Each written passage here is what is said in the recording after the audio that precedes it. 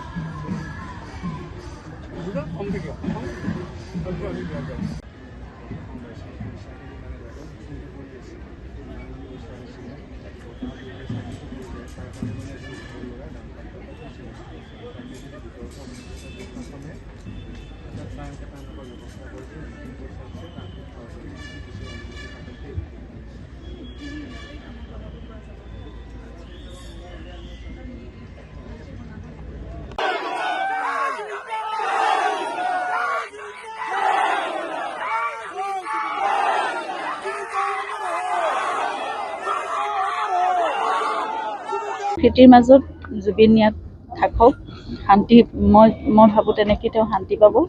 আৰু ইয়াত তেনেকৈ যাতে লোকসকল আহি খন্তেক বহিব পাৰে প্ৰকৃতিৰ মাজত, আৰু ইয়াত কবিতা, গীত, মাত, গান সকলো চৰ্চা হ'ব পাৰে, কোনোবাই ভাল কথা এটা পাতিব পাৰে, এনেকুৱা এখন ঠাই হওক। আৰু চৰাই চিৰিকটি ইতিমধ্যে আহিছে বুলি শুনিছোঁৱে, যিহেতু পিছফালে পাহাৰখনো আছে, প্ৰকৃতিৰ মাজত এনেকৈ তেওঁ শান্তিৰে থাকিব পাৰিব। আৰু ইয়াত এইটো সৃষ্টিৰ এক প্ৰাণকেন্দ্ৰ হওক, প্ৰকৃতিৰ মাজত সকলো যাতে সতেজ হৈ থাকিব পাৰে, তেনেকুৱা এটা ৰিক্ৰিয়েশ্যন চেণ্টাৰ টাইপ হওক, কংক্ৰিটাইজ নহওক, মই সেইটোৱে বিচাৰিম। আৰু এনেই মনত কিছুমান কথা, গছ গছনি সকলোৱেতো ৰুবই, ইয়াত সকলো আহিবই, গতিকে আৰু এইখিনি ঠাইত বহু জাতি জনগোষ্ঠী একেলগে আছে। জুবিনৰ সদায় সপোন আছিল যে জাতি, বৰ্ণ, ধৰ্ম সকলো নিৰ্বিশেষে অকল মানুহ হৈ থাকক। এখন বৰ অসমৰ সদায় সপোন দেখিছিল জুবিনে। গতিকে সকলোৱে মিলি আজি এই আৱেগত উটি যোৱা এই সময়খিনিত নহয়, জুবিনক যদি সঁচাকৈ সকলোৱে ভাল পায়, মই ভাবোঁ অসমখন সদায় এক হৈ থাকক। এতিয়া যেনেকৈ সকলো সৰ্বধৰ্মৰ প্ৰাৰ্থনা হৈছে, ইয়াত সকলোৱে আহি পেলাই একেলগে বহিছে, ইয়াত সকলো ধৰ্মৰ মানুহে, সকলো জাতিৰ, সকলো জনগোষ্ঠীৰ মানুহে আহি একেলগে বহক, সৃষ্টিৰ কথা আলোচনা কৰক, মৰম, ভালপোৱা, মিলা প্ৰীতিৰ কথা আলোচনা কৰক, আৰু এখন সুন্দৰ অসমৰ কথা, যিখন অসমৰ সপোন জুবিনে সদায় দেখিছিলে, সেই অসমখন জুবিনক সকলোৱে উপহাৰ দিয়ক মেলি মই সেয়া আশা কৰি, সেয়া মোৰ একমাত্ৰ প্ৰাৰ্থনা হওক সম্পূৰ্ণ সকলো অসমবাসীৰ কাৰণে, সেয়াই একমাত্ৰ প্ৰাৰ্থনা। আন এটা প্ৰসংগ লৈ, যিহেতু আপুনি এতিয়া গোচৰ দিছে, ন্যায়িক প্ৰক্ৰিয়া কেনেকৈ ধৰণে আগবাঢ়িছে বা কেনেকুৱা হোৱাটো বিচাৰে আপুনি তদন্ত প্ৰক্ৰিয়াটো?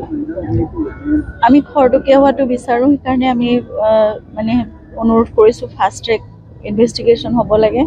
আৰু সকলো ন্যায় ব্যৱস্থাৰ ওপৰত, আইনৰ ওপৰত সম্পূৰ্ণ আস্থা আছে আমাৰ। গতিকে যিহেতু চৰকাৰেও খুব গুৰুত্ব সহকাৰে কথাটো লৈছে বুলি আমি বিশ্বাস কৰিছোঁ, আৰু আইন প্ৰক্ৰিয়াটো তেনেকৈ আগবাঢ়িব। আমাৰ যিমান যি সহযোগ লাগে, যেতিয়াই যেনেকৈ লাগে, আমিতো আমাৰ ফালৰ পৰা আছোঁ। আৰু আমি পৰিয়ালৰ লোক হিচাপে বা সকলোৱে বিচাৰিছোঁ, কাৰণ জুবিন সকলোৰে পৰিয়ালৰ এজন ব্যক্তি আছিল, গতিকে সকলোৱে আমি বিচাৰিছোঁ যে সেইদিনা আচলতে ঘটনাটো কি হৈছিল আমি সকলোৱে জানিব লাগে।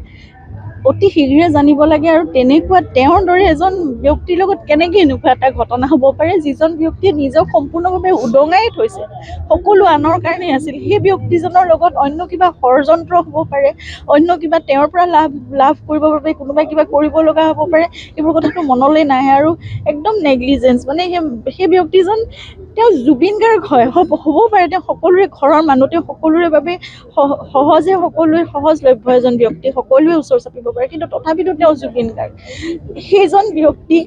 সেই ব্যক্তিজনক কেলে কেয়াৰ লোৱা নহ'ল, ভালকৈ তেওঁৰ যত্ন কিয় লোৱা নহ'ল?